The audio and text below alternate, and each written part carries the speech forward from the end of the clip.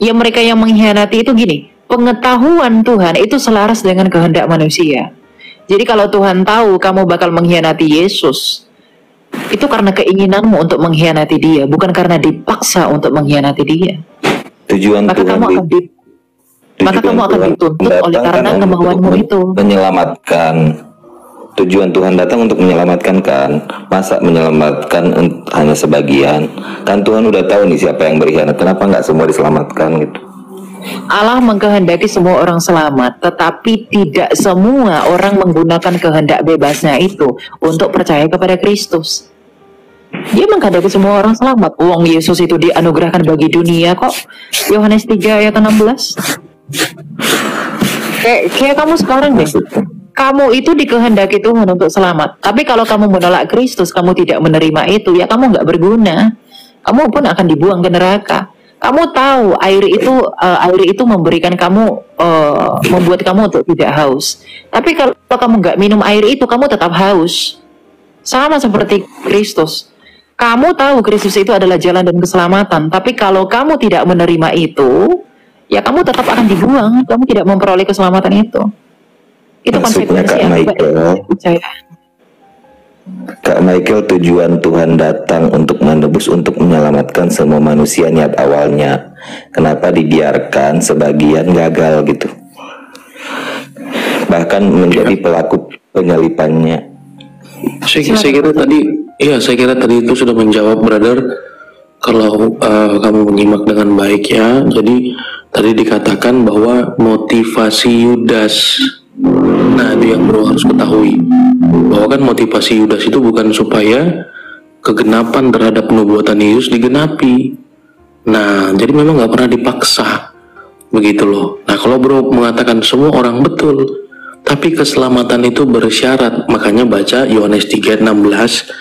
Di situ dikatakan karena begitu besar kasih Allah akan dunia ini, sehingga yang mengaruniakan anaknya yang tunggal, supaya setiap orang, kalimatnya nggak berhenti sampai di situ, supaya setiap orang yang percaya, gitu loh, ya.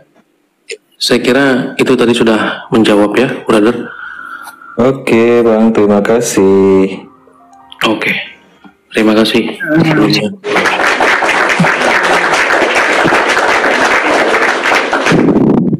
Ya. Jadi jelas ya. Ya, saya hanya mau menegaskan saja Pastor Jackie bahwa jangan dipahami ketika Tuhan itu tahu segala sesuatu berarti dia mendorong semua. Tidak. Ya, ketika Tuhan tahu bahwa Yudas akan mengkhianati Kristus, bukan berarti Tuhan yang memaksa Yudas, bukan.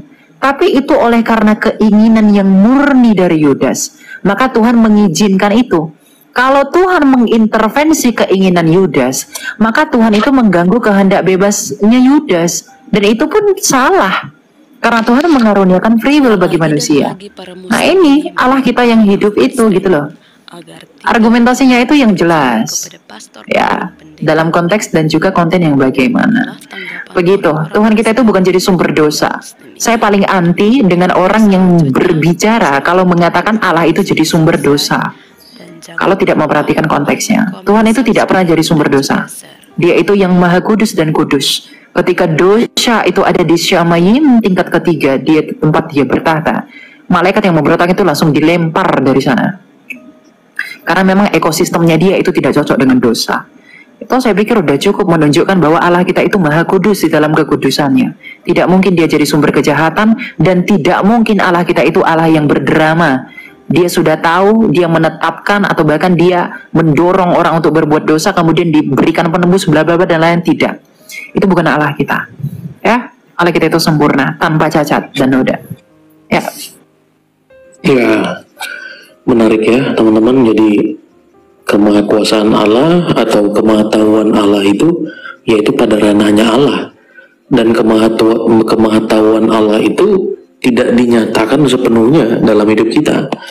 Makanya dalam bilangan 19 ayat 19 ya, kalau saya nggak salah ya, bilangan 29 ayat 29 ya, di sana dikatakan bahwa hal-hal yang dinyatakan itu bagi kita ya. Nah, hal-hal yang tidak dinyatakan itu bagi Allah.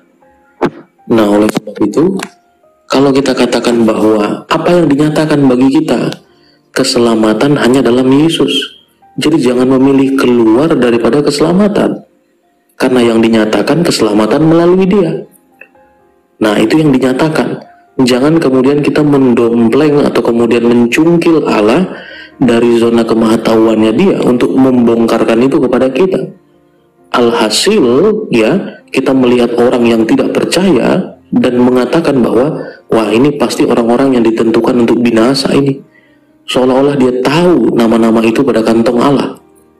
Ya, nah makanya yang dinyatakan bagi kita itu bagian kita, dan salah satu yang dinyatakan bagi kita adalah keselamatan, dan tidak ada satupun nama yang diberikan kepada manusia yang olehnya kita selamat. Itu dinyatakan. Jadi jangan memilih yang tidak dinyatakan. Yang dinyatakan percaya dia selamat. Oleh karena itu ketika tadi teman kita mengetahui tentang keselamatan dan di dalam kesadaranmu kamu memilih untuk tidak percaya, apakah Allah dapat dipersalahkan untuk hal itu? Tentu saja tidak. Maka pikirkanlah dan pilihlah supaya engkau diselamatkan, sebab engkau telah tahu. Ya. Nah, maka daripada itu teman-teman sekalian, pilihan kita ya hari ini ya pada ranah Allah, pada zona si adi kodrati itu, dia sudah tahu. Ya. Nah, maka dalam keputusanmu hari ini bukan Tuhan tidak tahu, Tuhan tahu. Nah, maka hiduplah dengan apa yang tertulis atau hidup dengan apa yang dinyatakan kepada kita. Ya, makanya dalam Ibrani dikatakan, barang siapa setia sampai akhir, teguh berpegang. Nah, jadi barometer yang diberikan kepada kita itu, barang siapa sampai pada akhirnya, teguh berpegang pada pengharapan. Ya. Nah, seperti itu teman-teman ya, itu sedikit tambahan ya. Oke, jadi teman-teman pilihlah supaya jadi tambahin dikit. Silakan. Antara Allah dengan manusia itu ada seberang yang tidak bisa terselami.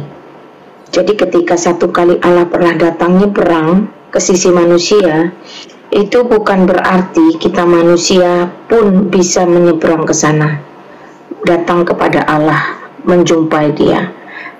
Pada saat ini kalau Allah itu bisa kita kenal, bisa kita jumpai, itu murni karena belas kasihannya bagi dunia, karena begitu besar kasihnya atas dunia. Siapa kita sehingga kita bisa mengenal Dia, bisa menerima Dia, bahkan kita bisa mendapatkan undangan untuk kelak pun boleh datang masuk dalam kerajaannya. Itu tidak ada sedikit pun andil kita di situ, murni karena Dia punya kasih yang tidak terselami sehingga Dia mau hadir, datang, ada di tengah-tengah kita. Nah, itu sebenarnya sesuatu yang tidak bisa lagi diungkapkan dengan kata-kata, karena itu begitu sombongnya, begitu jahatnya manusia jikalau dia berkata, saya bisa kok kenal Allah, saya bisa kok mencapai Allah dengan apa yang saya lakukan. Karena sejatinya Allah hanya bisa dikenal jikalau Ia mau memperkenalkan dirinya. Dan itu sudah terjadi di dalam diri Yesus Kristus. Bersyukur ya bagi kita yang sudah mendengar, mengenal, meresponi, dan mau menerima. Nah, itu sih sebenarnya. Jadi jangan pernah kita berpikir bahwa Allah itu bisa kok saya cari, bisa kok saya kenal, bahkan bisa kok saya datangi. Tidak bisa. Dia tidak terjangkau, sama sekali tidak terjangkau. Dia hanya bisa kita jangkau jikalau Dia ingin dirinya dijangkau oleh kita. Di luar itu semua, siapa kita? Tidak ada sama sekali. Ya, puji Tuhan. Silakan Jeki lanjut.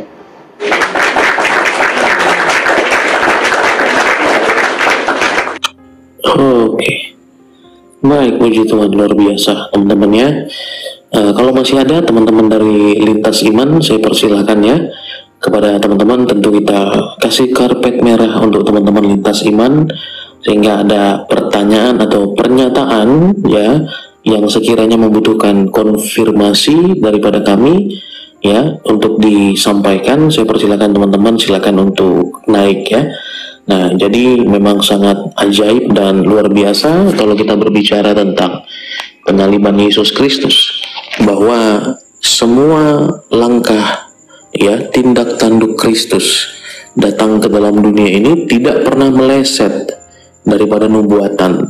Ya, itu tadi yang seperti dikatakan Mikael, bahwa itulah iman Kristen yang tersistematis, ya, dan iman Kristen yang memang ya sudah terformat dengan sedemikian rupa. Jadi apa yang dinubuatkan Allah dalam perjanjian lama telah digenapi, ya, seperti itu. Dan teman-teman perlu mengetahui bahwa tinggal satu, teman-teman, nubuatan yang belum digenapi. Kenapa perjanjian lama, ya, Pastor Cipto sering sampaikan kepada kita bahwa kenapa pakai kata perjanjian dan ada yang lama dan yang baru. Ya, kata perjanjian itu sendiri, ya, Allah sendiri yang menyatakan itu. Ya, dan firman Tuhan mengkonfirmasi bahwa keselamatan memang datang dari bangsa Israel. Ya, maka perjanjian lama telah digenapi, ya, telah digenapi. Maka kalau perjanjiannya yang lama, janjinya yang lama telah digenapi, maka kita semua mengenal perjanjian Allah yang baru. Kalau yang lama pun digenapi, maka yang baru dia pasti juga akan menggenapinya. Maka sekarang teman-teman, apakah ada nubuatan yang belum digenapi? Tinggal satu, teman-teman sekalian. Dan jangan sampai teman-teman mati atau meninggal sebelum mengetahui hal ini, bahwa hanya ada satu nubuatan yang belum digenapi dalam Alkitab, bahwa He will come again.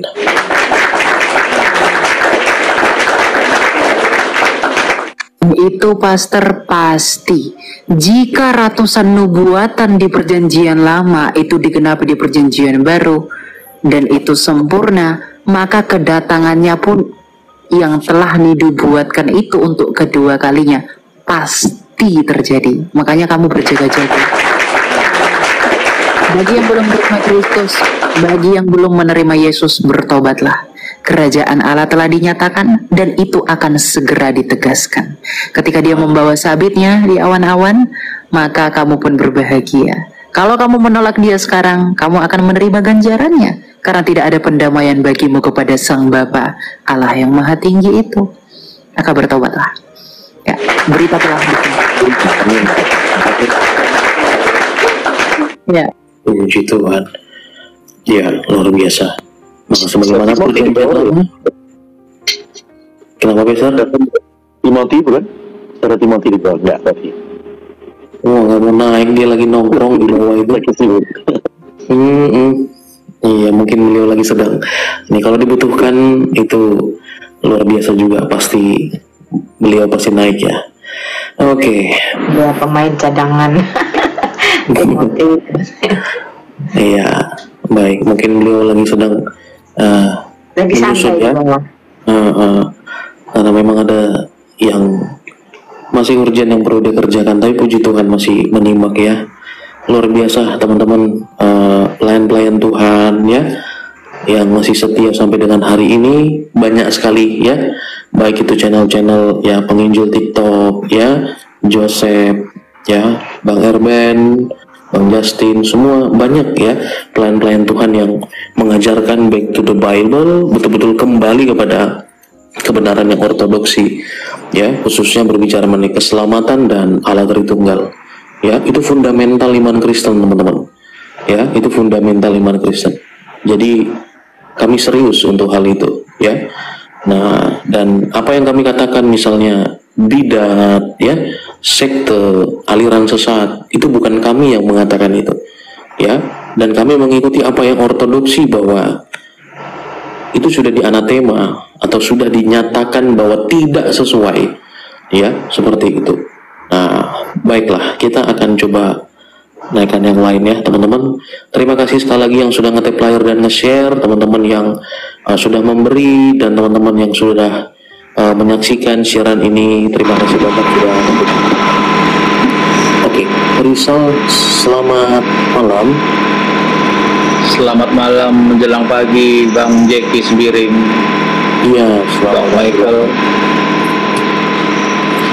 Iya, tadi saya juga merasa terberkati dari pencerahan Bang Jeki Sembiring, Bro Michael, Pendeta Cipto, dan Bu Lina. saya sudah berapa bulan ini ngikutin terus tentang kabar baik. Tapi saya kenapa ya nggak mampu untuk mengingat ayat-ayat yang sudah saya tuliskan, bahkan saya urut-urut tentang bagaimana mengatasi atau menjawab. Sebenarnya begini, saya punya kakak ya, atau Ito, itu dulu sama satu gereja, tapi belakangan ini dia sering japri saya. Dia bilang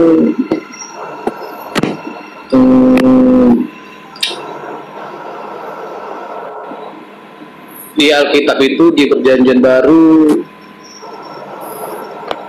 tidak ada lagi yang menyebutkan YHWH atau gimana ya. Jadi dia ini sebenarnya jadi pengagum, atau kalau saya tengok di googling itu pengagum YHWH. Bahkan mereka sekarang sering menggunakan bahasa-bahasa Ibrani untuk lebih katanya asli atau lebih mirip kayak RT06.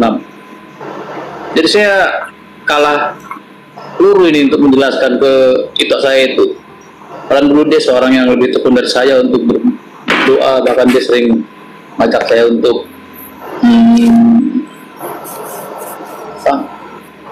ibadah tengah malam gitu kan. Tapi kok sekarang jadi dia lari ya gitu aja. Tolong penjelasan dari Michael atau yang lainnya. Makasih. Iya, baik. Pastor Sito mau menjawab, Pastor. Jadi manggil YHWH berbeda dengan saksi Yehova ya, teman-teman, itu berbeda. Oke, silakan Pastor. Shalom Kak Rizal. Ya, Tuhan Yesus sayang Kak Rizal. Tentang tadi pertanyaan pertama, kok nggak bisa menghafal. Begini, Tuhan Yesus mencari bukan orang-orang yang luar biasa, tapi mencari orang-orang biasa yang hatinya luar biasa. Karena itu Kak Rizal tidak perlu kita berbeda dari iman lain yang kami kaum penghafal. Nah, silakan saja. Kalau kita adalah mengerti dan melakukan, ya dan amin. Itu. Jadi Kak Rizal banyak saja menyandarkan telinga. Amsal 4 ayat 20, Amsal 5 ayat 1. Nanti kan mengerti, nanti otomatis hafal sendiri. Bukan bertujuan aku harus menghafal, tidak perlu seperti itu. Sedikit belok sedikit, karena itu di pesawat terbang di dataran timur tengah sana ada pakai bahasa Arab, pramugarinya pengumuman pakai bahasa Arab tentang keselamatan penerbangan. Ayo pakai sabuk penerbangan, ayo ini pokoknya bukan tentang doa tapi tentang hal-hal penerbangan. Tapi ada orang Indonesia naik pesawat itu, lalu karena pramugarinya bahasa Arab dikira itu berdoa, lalu dia amin amin amin. Nah, padahal ini berarti kaum penghafal. Ya, silakan ya. Kita berbahagia karena firman itu hidup dalam kita. Karena itu bukan menjadi lihat saya orang luar biasa bisa menghafal, tidak begitu. Yang dicari bukan orang luar biasa tapi orang biasa. Justru orang-orang yang merasa dirinya luar biasa itu malah tidak ada apa-apanya, tidak dihitung Tuhan.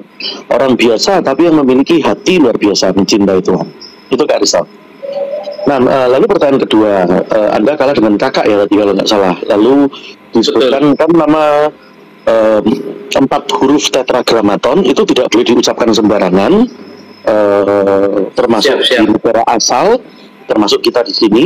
Karena itulah kenapa hormatnya maka tidak ditulis secara sembarangan. Seperti kalau kita menulis nama orang tua kita pun kan tidak setiap hari kita memanggil orang tua kita dengan namanya langsung. Misalnya ibu kita namanya siapa, Susan, lalu kita panggil Susan atau Budi, ayah kita Budi kan tidak sopan seperti itu. Jadi kita memanggilnya dengan panggilan itu. Nah, panggilan apapun, tetapi kita harus tahu kepada siapa yang kita tujukan. Bukanlah kepada Allah yang inkarnasi nusul jadi batu, itu iman lain. Bukan juga kepada yang kelihatannya Kristen tapi menyamar, itu tadi.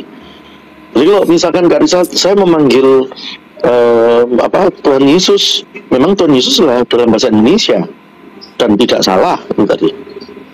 Tetapi kalau ditekan yang dari kakak Anda tadi ngomong, artinya mau mengubah, misalkan begini tadi, kan tidak ada lagi dalam perjanjian baru 4 huruf itu, tetragramaton itu. Jadi kamu jangan ke Ibrani-Ibranian, jangan ke Yahudi-Yahudian kamu. Misalnya maksud dia itu begitu. Jadi sudah nggak dipakai itu, jangan gaya seperti orang-orang Yahudi. Maka tinggal diingatkan bahwa Tuhan Yesus itu orang Yahudi. Allah kita kan bukan musuh jadi batu, jadi manusia. Karena manusia punya suku, makanya Yahudi. Besar Cipto. Gini besar. Mungkin kebalik tadi besar. Gini. Kakaknya menekankan kata YHWH itu besar. Kan begitu Bang Rizal ya? Ya betul Bang Jeki. Jadi dia ini serba alay Yahudi lah. Apa-apa doanya pakai bahasa Yahudi. Ya, jadi terbalik ya. Maksudnya harus seperti itu. Jadi dia memakai bahasa Ibrani tidak apa-apa, tidak salah. Tapi tidak boleh dia lalu terbalik. Jadi saya jelaskan dalam kedua sisi. Kalau misalkan yang berkata nggak boleh pakai yang istilah 4 huruf itu karena sudah nggak dipakai, nah itu salah. Itu kan ke Yahudi-Yahudian, itu salah. Tuhan Yesus juga orang Yahudi. Sekarang yang kebalikannya, kalau berdoa harus pakai bahasa Ibrani, harus Yahudi, kamu kok pakai bahasa Indonesia? Nah itu juga sangat jelas, sangat keliru. Itu Karisa.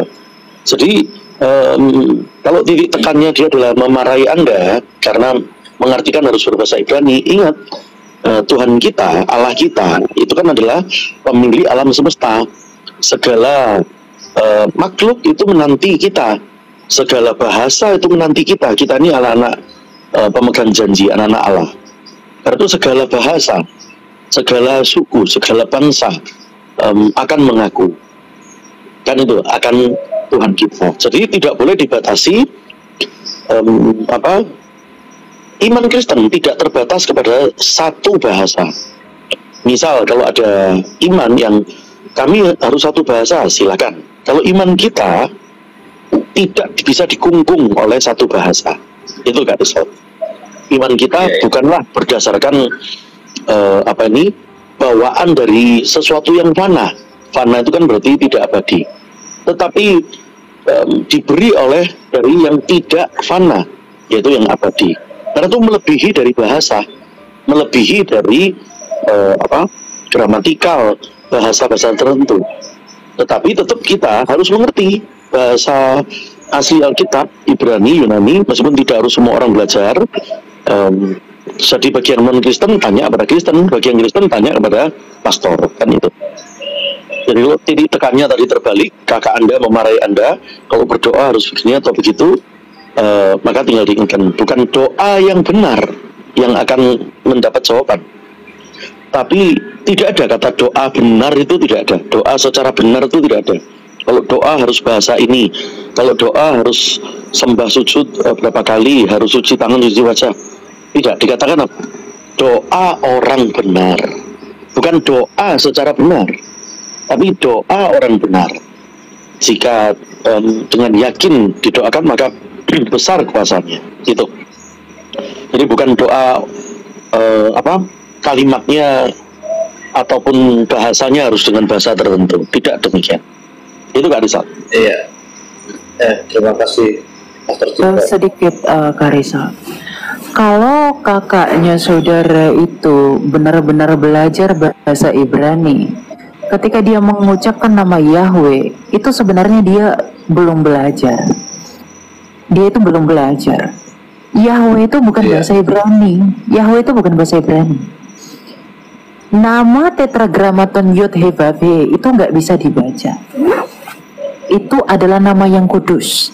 Makanya dalam budaya orang Ibrani, Pak, mereka tidak boleh membaca itu. Jadi kalau memang saudaranya Anda itu memang benar-benar belajar Ibrani, dia tidak akan pernah menyebutkan itu sebagai Yahweh. Tidak akan pernah. Karena Yod He Vav He itu adalah nama keagungan yang Musa sampaikan kepada orang Israel. Ketika Musa bertanya kepada Allah, Moshe-mu, siapakah namanya? Allah itu memperkenalkan dirinya bahwa Ehye Asyur Ehye, aku adalah aku. Kemudian ketika Musa memperkenalkan aku adalah aku itu kepada umat Israel, disebut dengan tetragramaton tadi, Yod He Vav He itu. Dan itu dilafalkan sebagai Adonai oleh orang Israel. Jadi Jangan dibaca, itu nggak boleh dibaca. Kita harus tunduk pada etika orang Ibrani ketika membaca itu. Nah, kemudian tentang penyalahgunaannya. Ketika orang-orang menyatakan kita harus menyebut itu sebagai Yahweh lah, nggak boleh dibaca ini, harus menggunakan bahasa Ibrani. Pak, orang Yahudi itu kurang Ibrani apa lagi sih? Mereka paling ngerti bahasa Ibrani, tapi mereka tetap aja nggak percaya Yesus. Sia-sia itu semua. Jadi mau belajar bahasa Ibrani bagaimanapun, seibrani-ibraninya dia, sehebat Ibrani, si paling Ibraninya dia, tapi kalau dia tetap menolak Yesus itu nggak ada gunanya. Oneness itu, bidat itu, dia pakai bahasa Ibrani juga, Pak. Oh enggak, ini harus dibaca secara peshat. Ini kaidahnya begini, ini kaidahnya begini. Emang bapak-bapak gereja yang merumuskan Tritunggal itu nggak ngerti Ibrani? Ngerti mereka itu. Jadi kalau kakaknya bapak itu dengan berbahasa Ibrani, dengan belajar Ibrani, menolak Yesus adalah Allah, menolak Tritunggal, saya bisa katakan dia itu longor. Itu harus bapak nasehatin. Bapak-bapak gereja dan para perumus iman, para rasul itu ngerti bahasa Yunani. Mereka bahkan berbahasa Koine, Yunani kuno. Mereka pakai bahasa Aram. Mereka pakai bahasa orang Yahudi. Rabi Saul, Rasul Paulus itu pakai bahasa Ibrani di sinagoga. Kurang mengerti apalagi mereka dengan kaidah, itu bahasa asli mereka.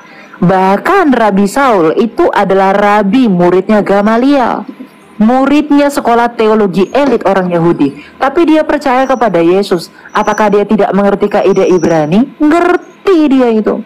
Ngerti ya. Ngerti, tapi dia tetap percaya kepada Yesus, Pak. Tapi begini, kadangkala orang itu berlindung, sok-sok jadi orang Ibrani, sok-sok belajar Ibrani untuk menolak Yesus. Padahal Rabi Saul aja, yang adalah orang Yahudi, dia menerima Yesus. Jadi, percuma Ibrani-Ibranimu itu, simpan aja itu di kantongmu. Kalau kamu pada akhirnya menolak Kristus Raja Mesias itu nggak ada guna. Jadi itu nggak boleh dijadikan argumentasi, ya. Saya setuju dengan apa yang diucapkan Pastor Cipto tadi.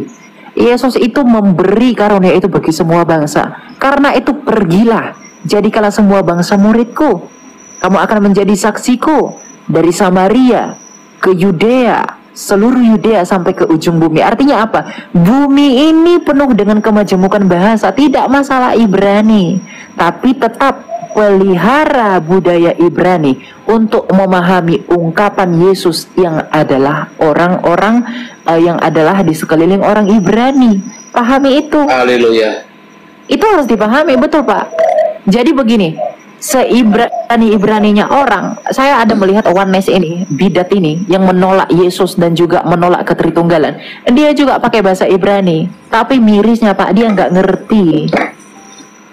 Begitu. Jadi saran saya kepada saudara bapak itu, ketika dia menyatakan nggak boleh harus menggunakan nama Yahweh, menggunakan ini, bilang sama dia, kamu belum belajar.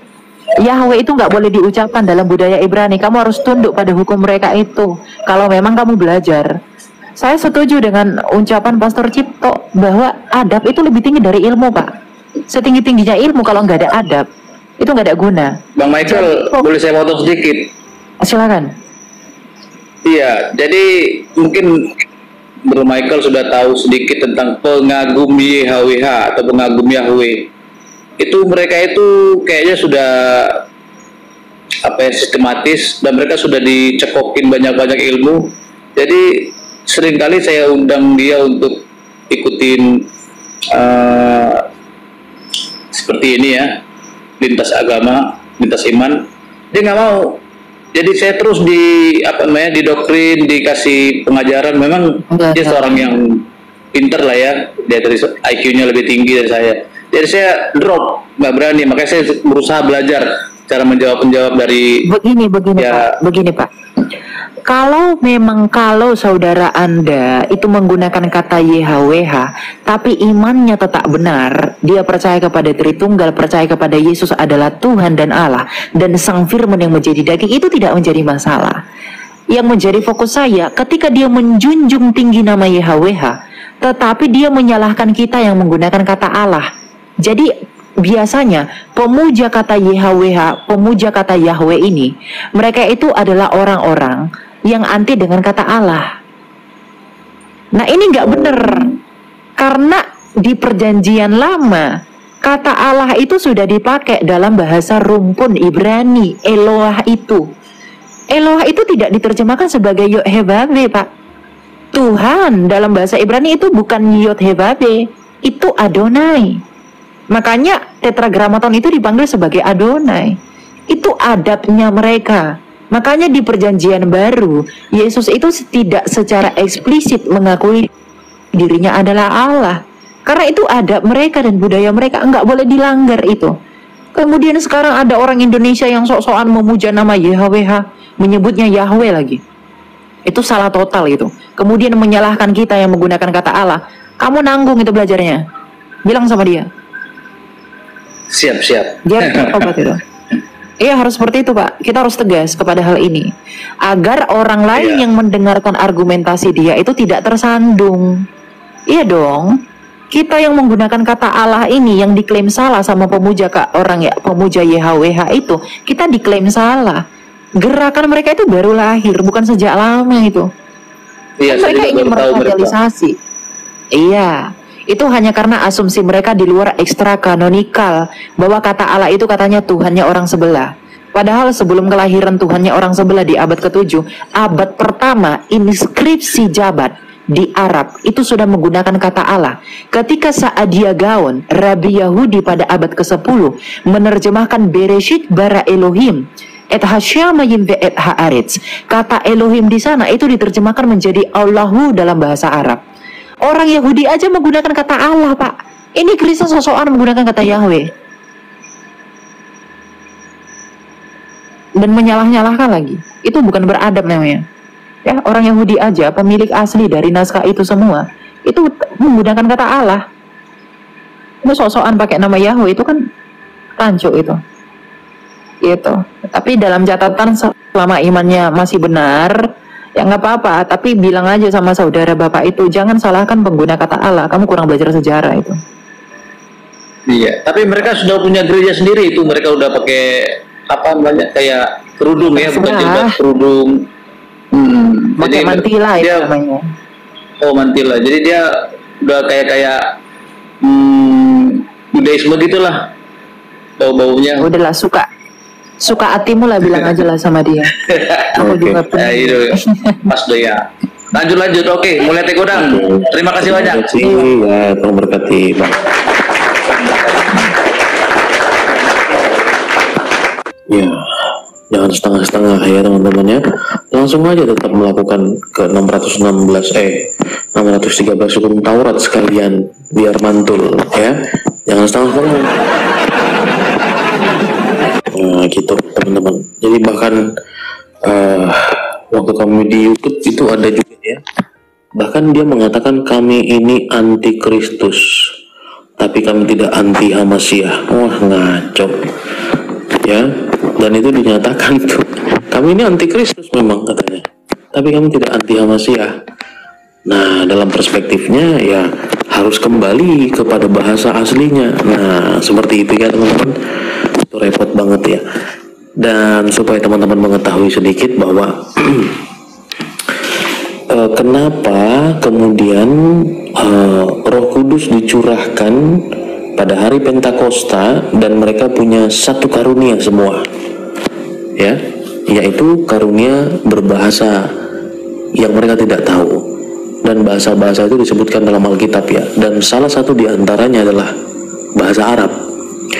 Kenapa pada hari Pentakosta mereka satu bahasa, maksudnya satu karunia, yaitu berbicara dalam bahasa-bahasa yang mereka tidak tahu.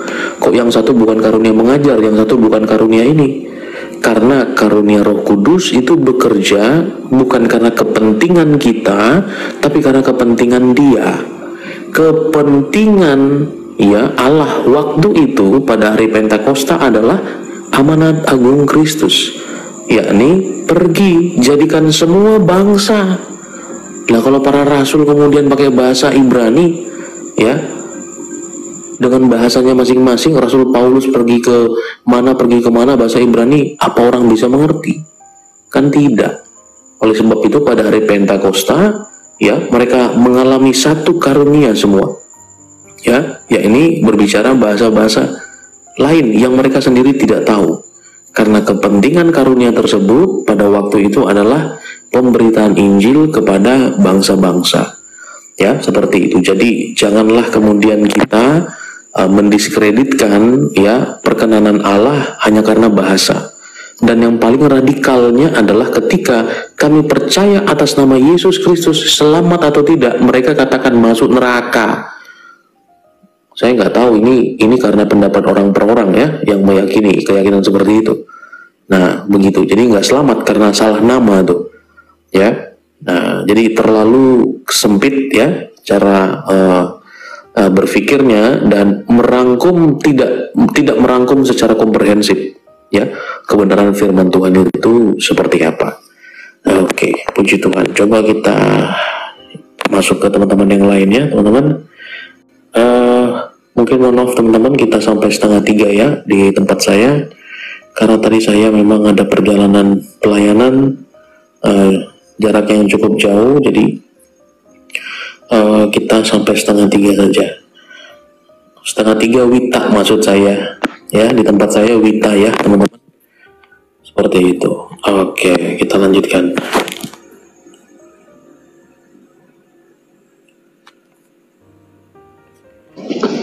Oke. Halo, selamat malam. Ya, selamat malam Demit.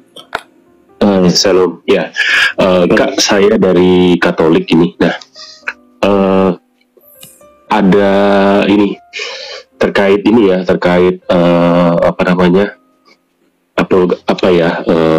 konflik kita dengan sebelah.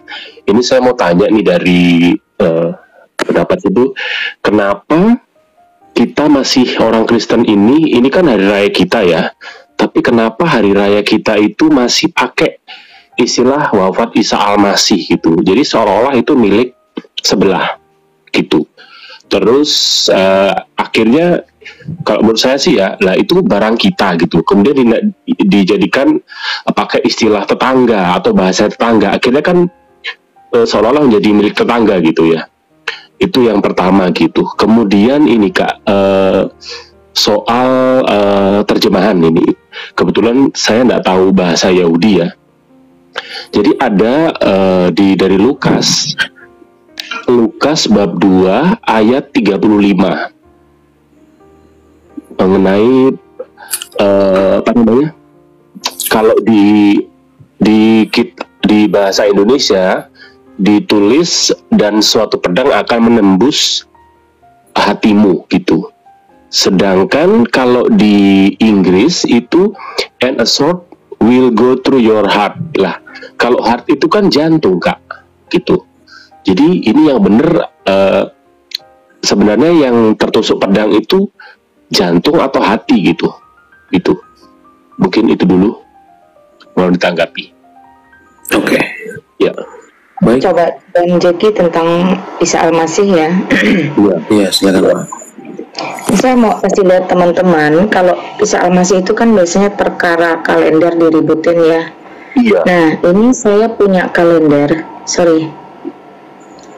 Ini saya punya kalender itu sudah semuanya Jesus Christ. Yesus Kristus, enggak ada lagi ini di April 2023 ya. Enggak pernah lagi ada di kalender saya itu.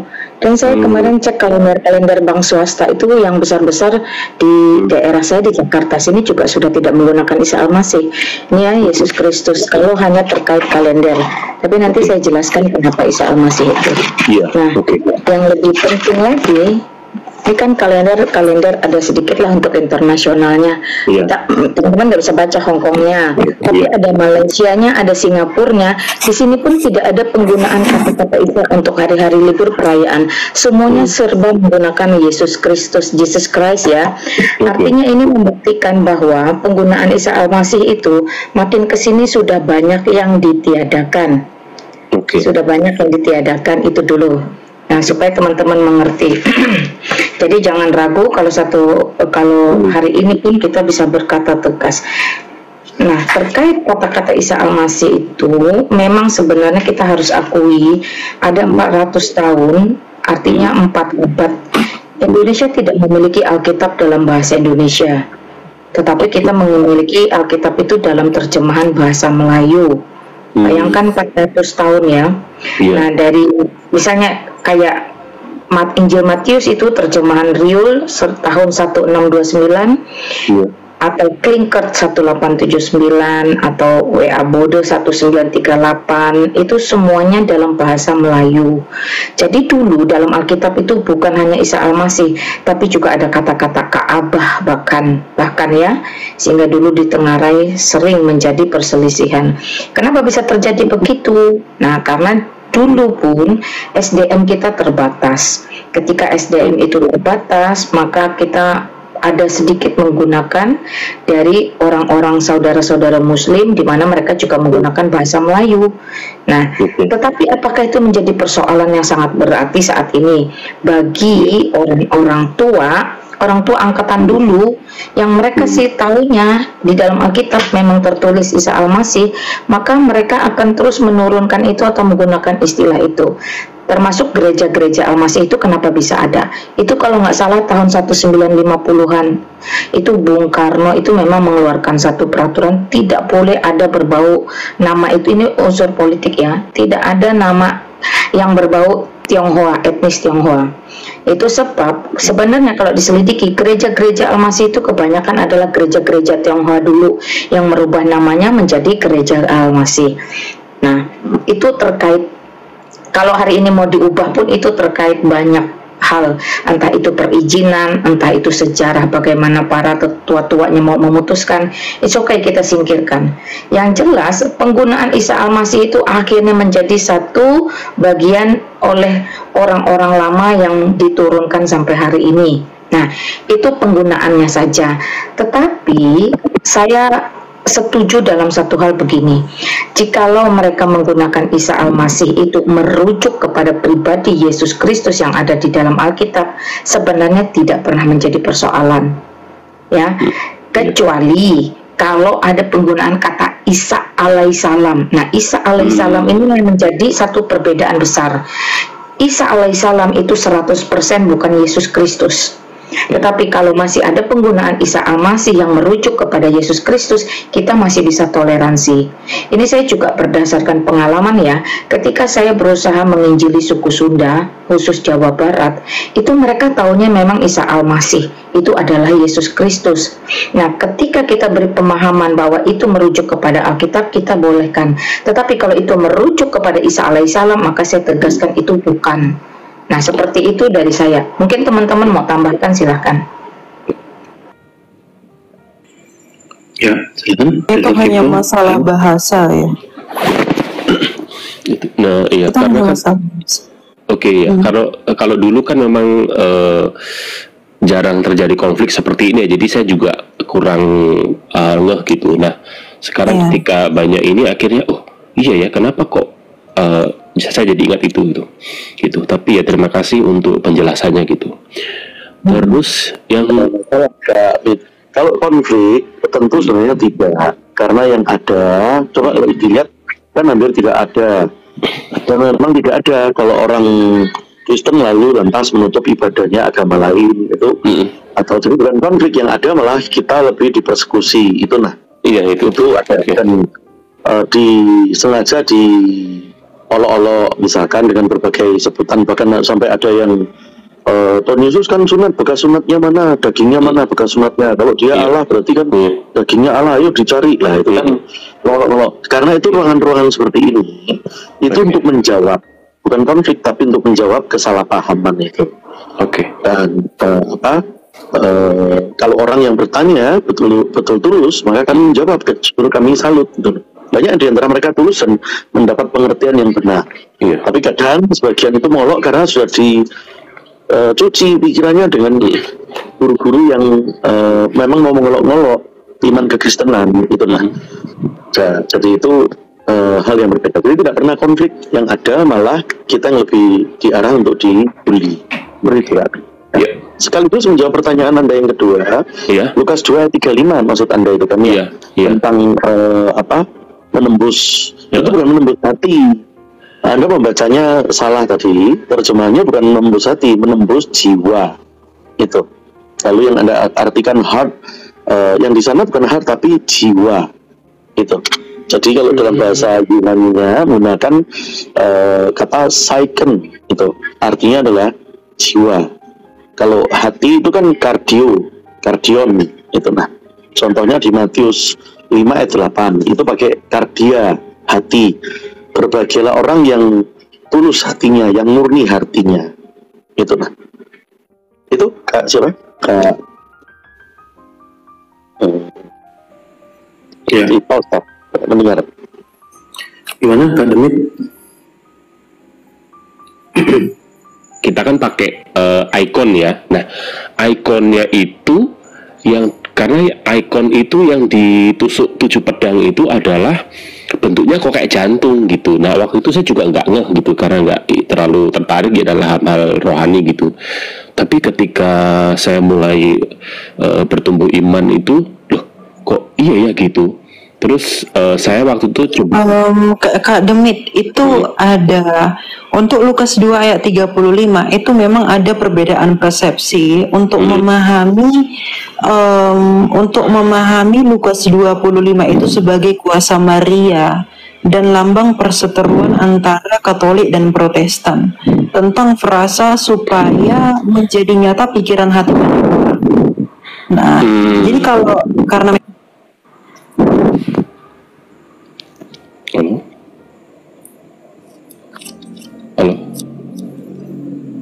Michael? Michael bilang suara. ya. Ya, silakan.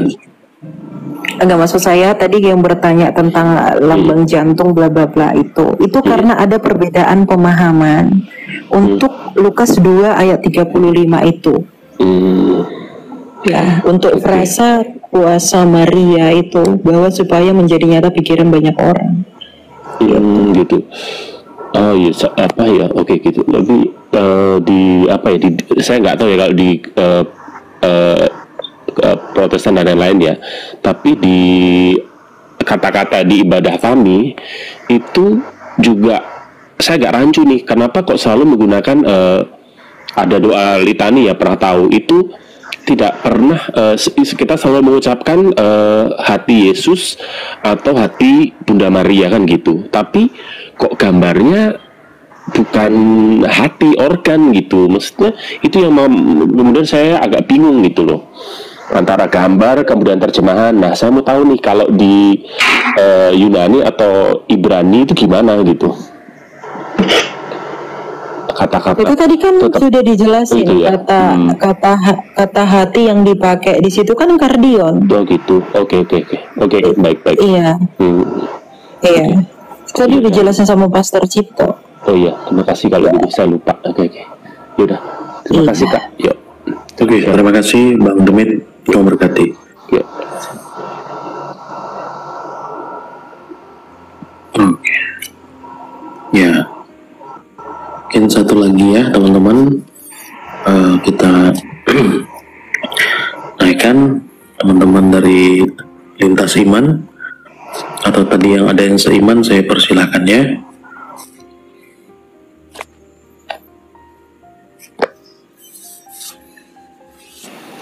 Ya. Selamat malam kita sayang. Shalom, selamat malam untuk Shalom. Kak Jeki, Kak Michael, Bang Cipto dan Mbak Lina. Terima kasih atas kesempatan yang sudah diberikan. Saya ingin bertanya, saya ini kan Kristen, terus saya bukan tipe orang yang kayak rohani lah begitu, jadi jarang masuk gereja lah. Tapi saya mengimani Tuhan Yesus, terutama itu Tuhan saya. Apakah pertanyaan saya, apakah saya dikatakan orang sesat jika tidak masuk gereja? Terus yang kedua, menyangkut hukum. Kenapa saya ingin bertanya, kenapa ada hukum yang di perjanjian lama sudah bisa kita, ibaratnya sekarang kayak bisa kita hilangkan lah istilahnya, sedangkan ada hukum yang tetap. Terus pertanyaan ketiga saya menyangkut hari Sabat. Saya pernah waktu lalu pernah ngobrol sama orang, dia kebetulan beda golongan.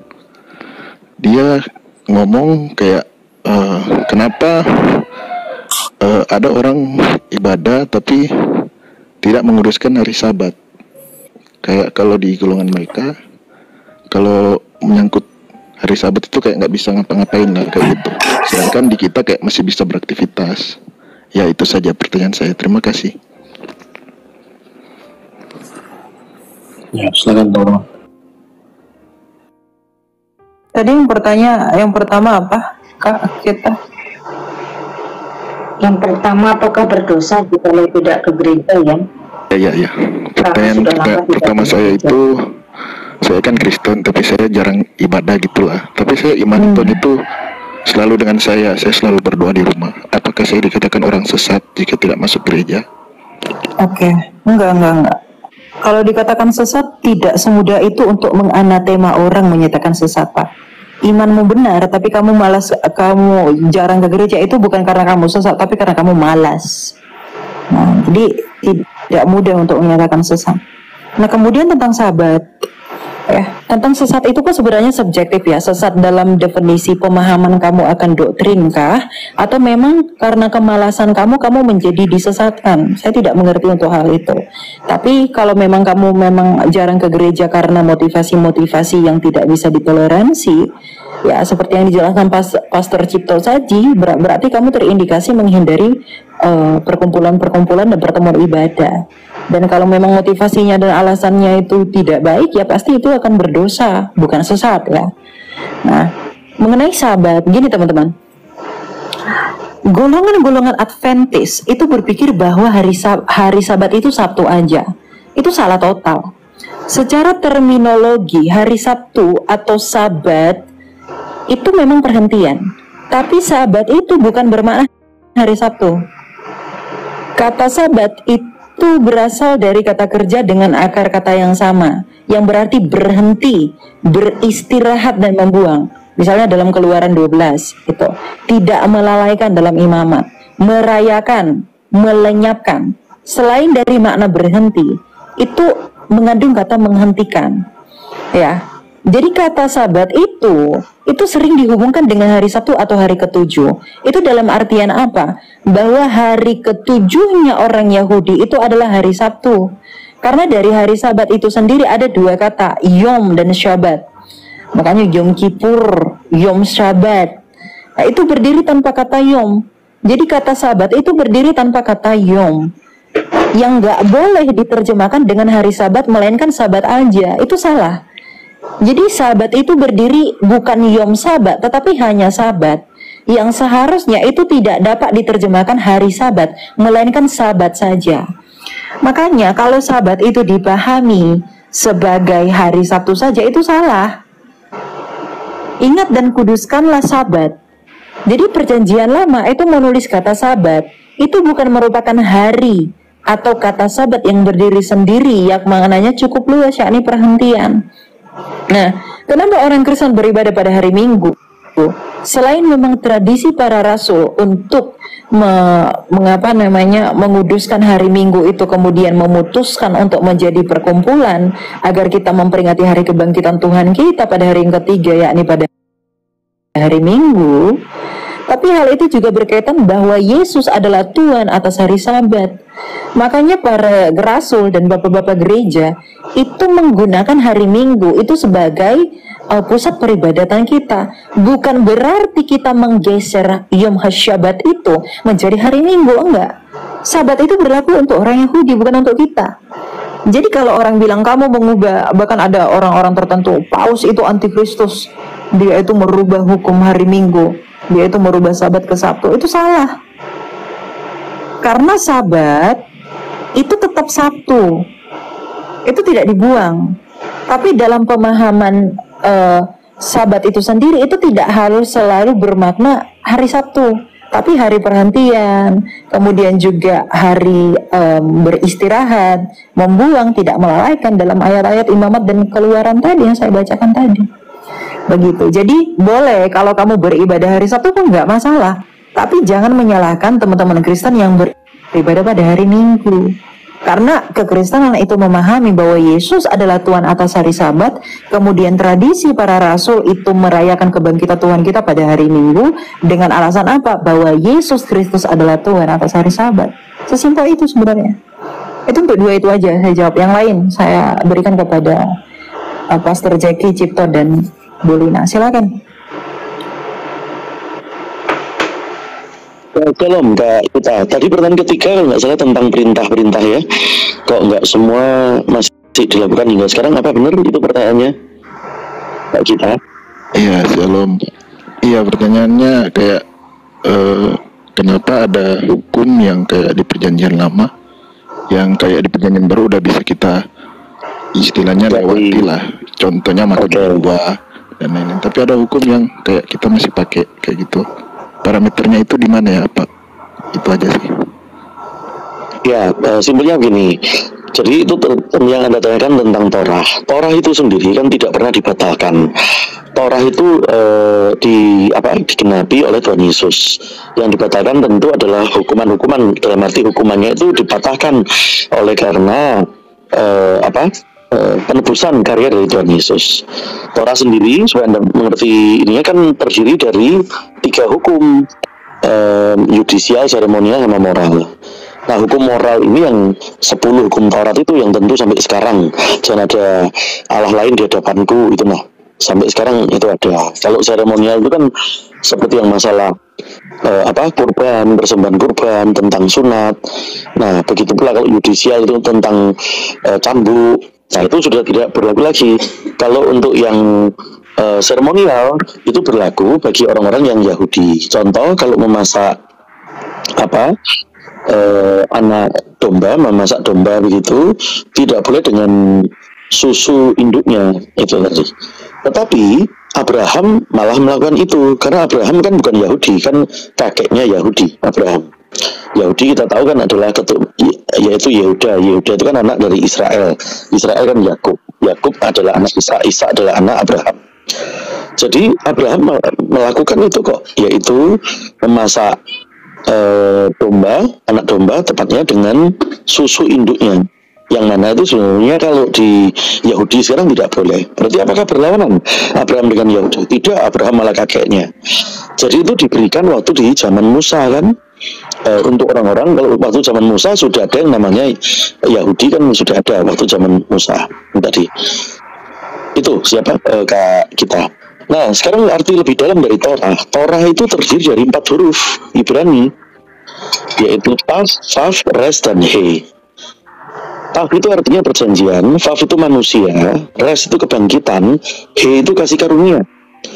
Jadi Torah dalam arti hakikatnya itu adalah adanya manusia yang bangkit, yang menjadi karunia, kasih karunia bagi perjanjian salib tadi. Itulah menubuatkan tentang Tuhan Yesus, Sang Firman yang inkarnasi. Itu arti kedalaman Torah. Jadi Torah tidak pernah dibatalkan, karena Torah itu dalam arti paling hakikinya itulah Tuhan Yesus sendiri. Itu kisah manusia yang dibangkitkan, yang menjadi kasih karunia untuk perjanjian, untuk pemenuhan perjanjian melalui karya salib. Itu Kak kita. Jadi kalau Kak kita bertanya dalam arti hakiki, Torah dibatalkan enggak? Tidak pernah. Tapi digenapi, iya.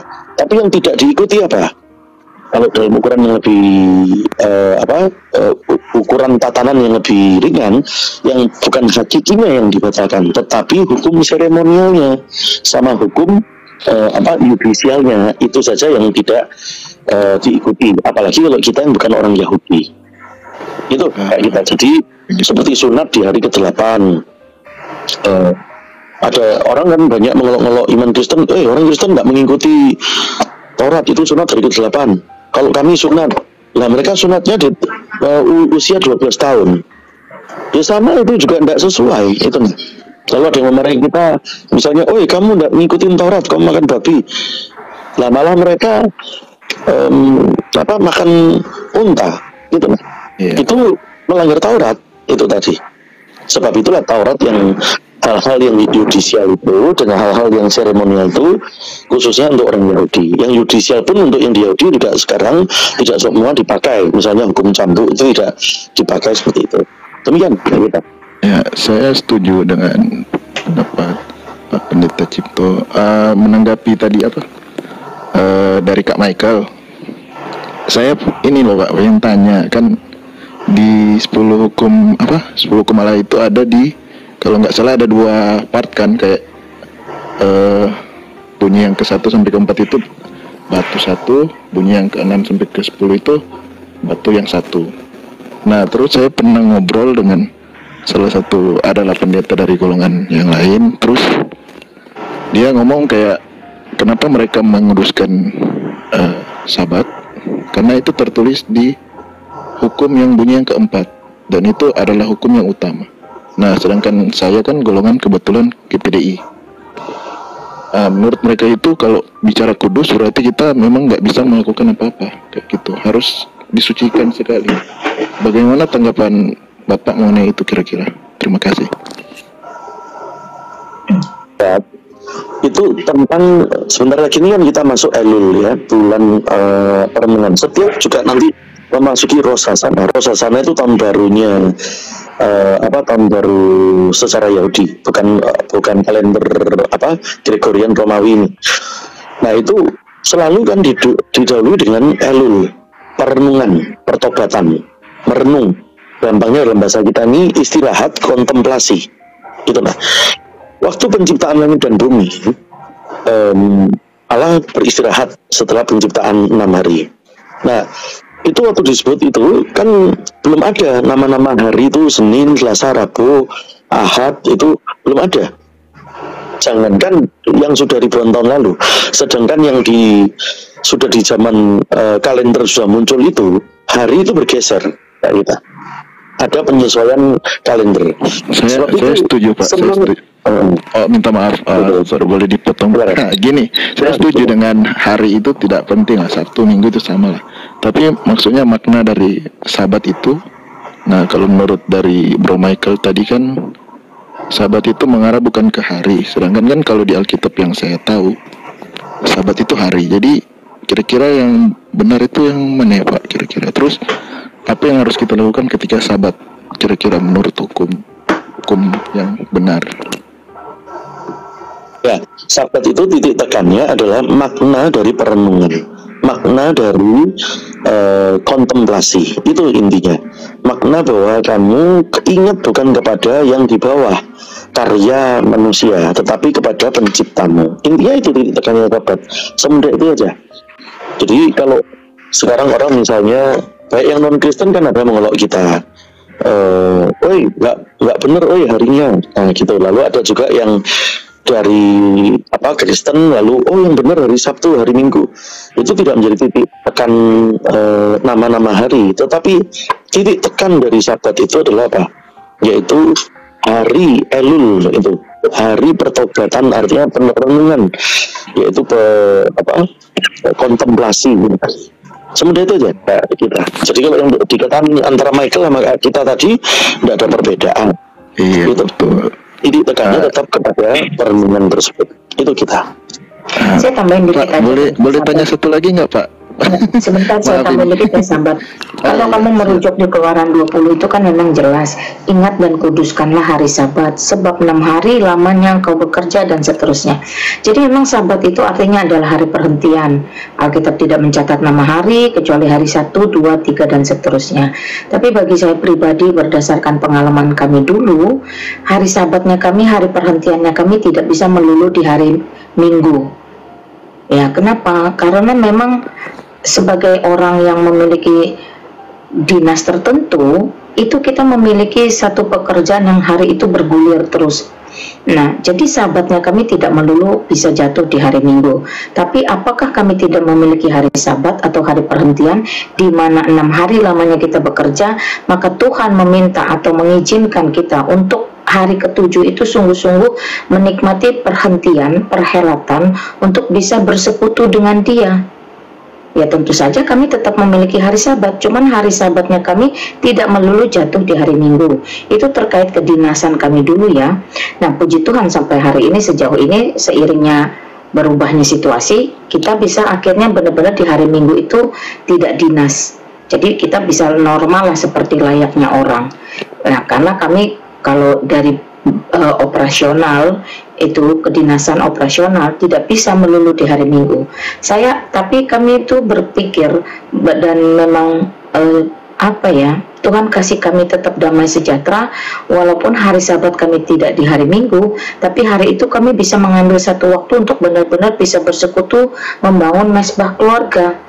Nah, itu jadi makna Sabat itu sendiri benar-benar perhentian bagi setiap kita. Jikalau hari itu sekarang pun jatuhnya di Minggu, ya kita bersyukur, artinya kita punya satu kejelasan bahwa memang hari Minggu adalah hari kemenangan di mana Yesus Kristus itu bangkit di hari ketiga, yaitu di hari Minggu. Itu dari saya sih kalau perkara Sabat. Menambahkan saja ketika kamu mengatakan dari 10 perintah itu tadi diambil, 6 hari lamanya kamu bekerja, maka hari ketujuh itu memang berhenti, bukan untuk kita bermain-main atau apa, tapi memang untuk mengambil waktu khusus mensyukuri apa yang sudah dilakukan 6 hari dan memiliki waktu yang intens, yang intim bersama Allah itu sendiri.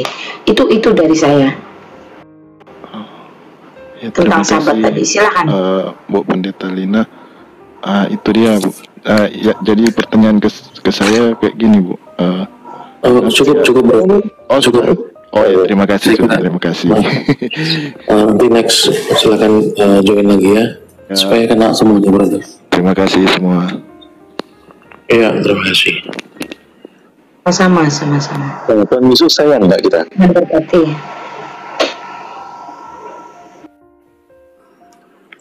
Shalom Pastor Jeki.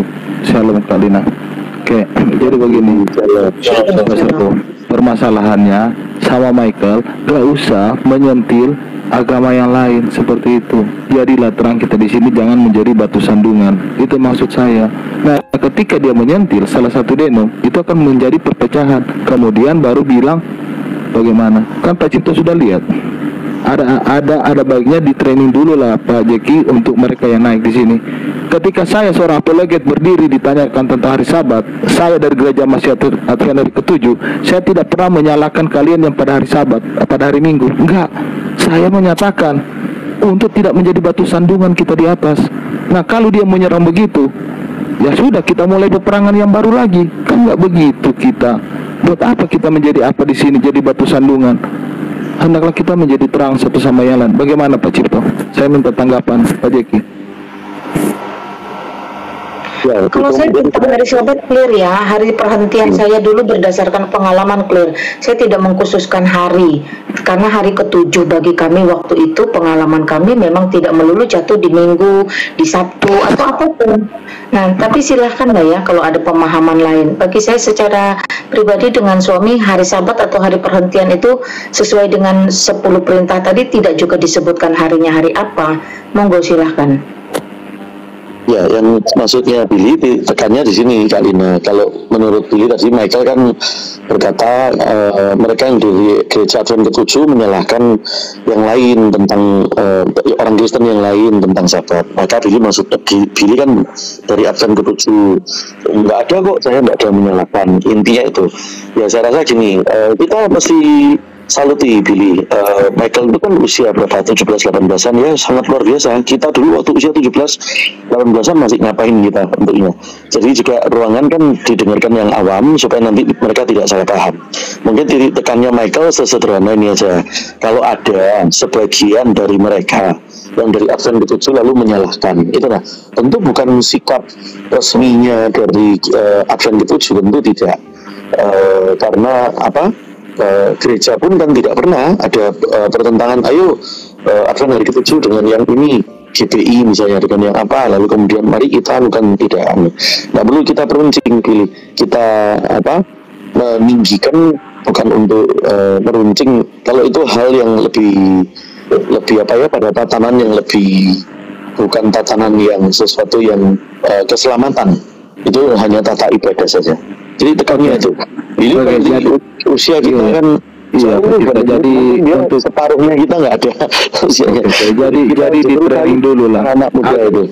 Oke, agar tidak terjadi ketersinggungan, nanti tambah persoalan baru lagi kita di sini. Dan saya nggak akan mau jelaskan tentang hari Sabat di sini. Saya nggak mau hanya jadi batu sandungan, karena apa yang kalian sampaikan ini tentang Yesus Kristus. Jangan saya naik-naik, justru akan memperhambat iman orang yang lain. Saya nggak mau lunturkan itu. Gitu Pak Cipto. Oke, Pak saudaraku Jeki, saya pamit dulu karena di sini kalian lagi bersaksi tentang Yesus. Oke, Shalom, saya pamit dulu, Pastorku. Jeki, Kalina, saya Cipto. God bless semua. Ya, thank you. Oke, teman-teman, kita mengakhiri ya. Jadi mohon maaf untuk teman-teman yang mungkin masih ada request. Kita closing ya teman-teman. Silakan mungkin dari Mak Lina, Pastor Cipto, nanti Mak Lina yang berdoa bagi kita ya. Mak Lina ya. Silakan closing teman-teman. Silakan Pastor Cipto. Ya, karena itu hari demi hari kita diajar untuk menghitung hari-hari, karena hari-hari adalah hari yang jahat. Karena itu kita diminta untuk menyandarkan telinga kita kepada firman, sang firman yang hidup. Bahwa dalam iman Kristen, sang firman tidaklah derajatnya lebih rendah. Itu. Sebab itu kita diminta mengerti. Pertama-tama, bukan karena amal perbuatan manusia. Itu karena manusia adalah berdosa. Sesuatu yang berdosa atau makhluk yang berdosa tidak dapat menyelamatkan yang berdosa. So, ibaratnya yang kotor tidak dapat menyelamatkan yang kotor, tidak dapat membersihkan yang kotor. Hanya yang bersih saja yang mampu membersihkan yang kotor. Yang bersih itu adalah bukanlah guru agama, bukanlah manusia, tetapi yang bersih adalah Allah itu sendiri. Sebab itu dalam iman Kristen kita bersyukur karena Allah itu sendiri, yaitu sang firman, inkarnasi menjadi manusia. Nusul, inkarnasi gampangnya itu artinya nusul. Bukan nusul menjadi benda mati, batu ataupun buku misalnya. Karena itu kami punya dalil Kisah Rasul 17:29 bahwa yang ilahi bukanlah inkarnasi atau bukanlah disamakan dengan batu, bukanlah pula disamakan dengan buku atau ciptaan kesenian manusia tadi. Sebab itu dalam iman Kristen tidak boleh manusia lantas merasa tidak butuh juru selamat. Manusia yang merasa tidak butuh juru selamat berarti merasa mampu menyelamatkan dirinya sendiri. Sebagai makhluk yang berdosa merasa mampu membayar sendiri hukuman dosanya. Itu tidak boleh. Semudah itu. Lalu merasa adil, bisa bayar sendiri hukuman dosa, bahkan boleh beristri 2, 4, 11 atau berapapun itu istrinya. Nah, karena merasa dirinya adil. Adil hanyalah milik Allah itu sendiri. Dalam iman kami tidak boleh kami merasa diri bisa adil, bisa bayar sendiri. Sebab itu kami membutuhkan kehadiran juru selamat. Siapakah juru selamat itu?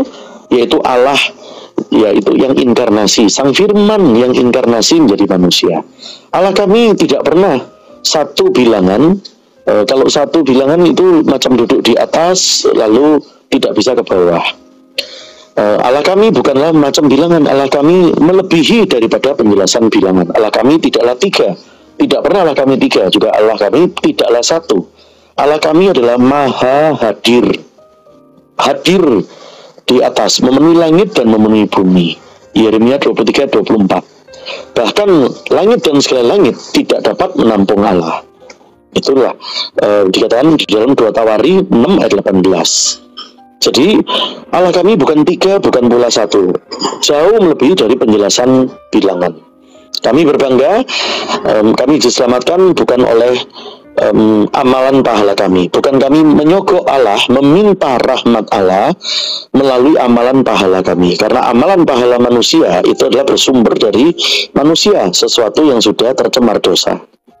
Kami juga bangga bahwa Allah kami tidaklah macam satu bilangan, melebihi daripada penjelasan bilangan. Allah kami juga tidak bertangga, artinya tidak berhierarki. Misal ada yang nusul menjadi batu, lalu bisa menggugurkan dosa. Nebukadnezar mempercayai hal seperti itu, bahwa yang ilahi nusul menjadi batu itu. Nah, lalu batu itu dianggap sesuatu yang ilahi. Jadi ada yang Allahnya bertangga itu. Apalagi kalau dikatakan batunya ini menggugurkan dosa tapi tidak disembah, tambah double.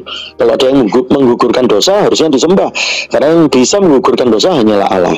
Allah kami tidaklah bertangga, tidaklah berhierarki, karena itu tidaklah Sang Firman itu lebih rendah derajatnya daripada Sang Bapa ataupun Sang Roh Kudus. Tidaklah Sang Roh Kudus juga derajatnya lebih rendah daripada Sang Bapa.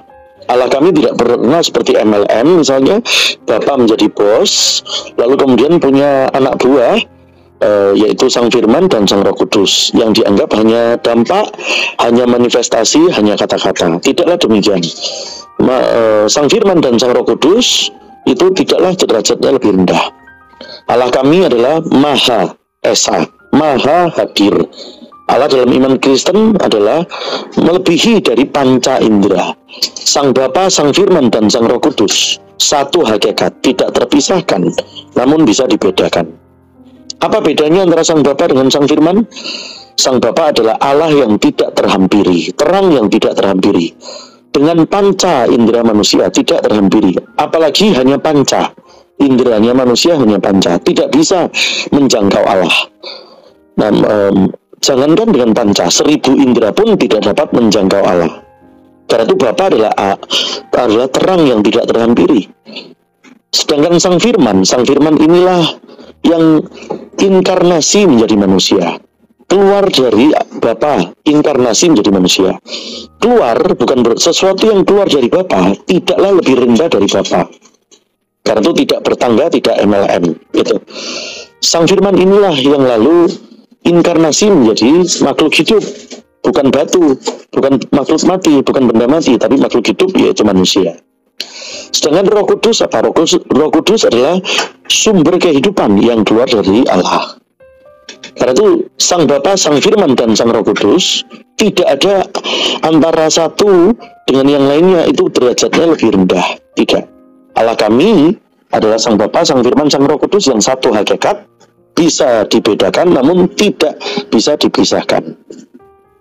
Di dalam Hosea 4 ayat 6 diminta, kalau engkau tidak mengenal Allah, maka aku akan melupakan engkau, bahkan melupakan anak-anakmu, bahkan tidak memperkenan engkau menjadi imam. Itu nah. Sebab itu dikatakan di Hagai 2 ayat 11, tanyakan pengajaran kepada imam, benar, kepada pastor. Kalau yang non-Kristen, jangan bertanya kepada non-Kristen. Itu menggibah namanya. Non-Kristen tanyakan kepada orang Kristen sejati. Tetapi bagi yang sudah orang Kristen, jika ada pertanyaan, tanyakan kepada pastor. Tadi. Sebab itu di Hosea 4 ayat 6, aku akan melupakan anak-anakmu, kalau engkau tidak mau mengenal Allah. Sebab itu Allah kami adalah Allah yang mencintai, bukan Allah yang membakar kami di laundry di neraka. Allah kami bukanlah juga macam bilangan. Kata satu ataupun kata tiga tidak menggambarkan Allah kami. Pancasila kami bangga, ketuhanan yang satu kah? Bukan. Ketuhanan yang Maha Esa. Nah, sebab itu Alkisah waktu itu Pancasila mau dilahirkan dengan formulasi ketuhanan yang satu, namun Presiden terdahulu, Presiden Soekarno, kami bangga, literasinya tinggi, hikmatnya tinggi, lalu dengan tim formulatur saat itu akhirnya merumuskan sila pertama sebagai ketuhanan yang Maha Esa. Kalau Pancasila sebagai ketuhanan yang satu kami bingung, karena itu bukan dalam iman kami. Kalau satu berarti sedang duduk di sana, nggak bisa di bumi. Itu nah. Kami bangga ketuhanan yang Maha Esa. Allah kami adalah Allah yang Maha Esa. Kami sayang kepada Allah kami, tapi terlebih dulu bukan kami menonjolkan amal pahala kami, karena apa? Bukan cinta manusia menggapai Allah, tetapi Alkitab, kisah dalam iman Kristen adalah kisah tentang cinta Allah kepada manusia. Cinta yang mula-mula, cinta yang sejati, dan cinta yang tidak pernah berakhir. Semua dalam berkenan menyandarkan telinga kepada Sang Firman yang hidup. Sekali lagi, Sang Firman bukanlah derajatnya lebih rendah. Sendengkan telingamu kepadaku, maka engkau mendapat hasil baik dari negeri. Dikatakan itu di Yesaya 1 ayat 19. Jadi kalau kita tidak menyandarkan telinga kepada firman yang hidup, firman yang benar, maka hasilnya tentu tidak baik. Amin. Dalam nama Allah kita, bagi kita yang percaya Allah Bapa, Firman dan Roh Kudus, kita menyakini. Amin. Ya, thank you Pastor Victor. Saya tidak punya closing statement, tapi saya punya satu pujian. Hormat bagi Allah Bapa. Hormat bagi Allah Bapa, hormat bagi anaknya, hormat bagi Roh Kudus, ketiganya yang esa. Haleluya, haleluya, ketiganya yang esa. Hormat bagi Raja surga, Tuhan kaum manusia. Hormat bagi Raja gereja di seluruh dunia. Haleluya, haleluya, ketiganya yang esa. Haleluya, puji Tuhan. Terima kasih teman-teman. Kita makin menutup seluruh kegiatan kita dalam ruangan ini di dalam doa. Mari kita berdoa. Bapa di dalam surga, Bapa yang baik, Bapa yang kami kenal sembah di dalam nama Yesus Kristus. Kami bersyukur Bapa, sampai detik hari ini Engkau masih melayakkan kami, Engkau masih memakai kami sebagai alat di tangan-Mu untuk boleh memberitakan kebenaran firman kepada seluruh dunia. Kami tahu ada banyak orang yang memperhatikan dan mendengarkan kami. Itu semata-mata karena anugerah-Mu. Bahkan jikalau pita suara kami pun masih boleh layak diperdengarkan kepada orang, itu semua karena anugerah-Mu. Terima kasih Bapa untuk ruangan JG Sembiring ini. Kami bersyukur di mana setiap malam Tuhan melayakkan kami untuk melayani banyak jiwa yang haus, yang lapar akan kebenaran firman-Mu.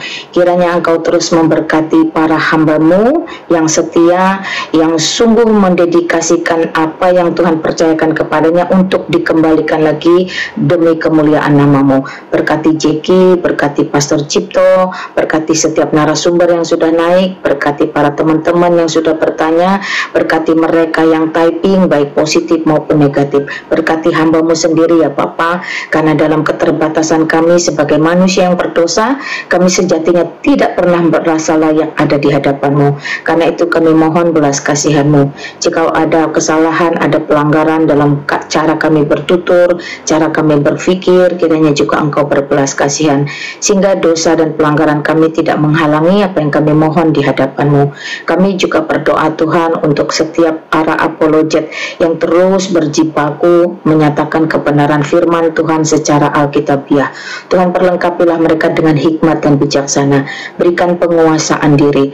Tambahkan Tuhan pengetahuan dan wawasan, sehingga apa yang kami perkatakan, apa yang kami sampaikan tidak membawa orang lain kepada satu pemahaman yang geser, tapi sungguh-sungguh boleh membawa orang datang ke hadirat-Mu yang kudus, menerima Engkau, mengenal Engkau jauh lebih dalam lagi.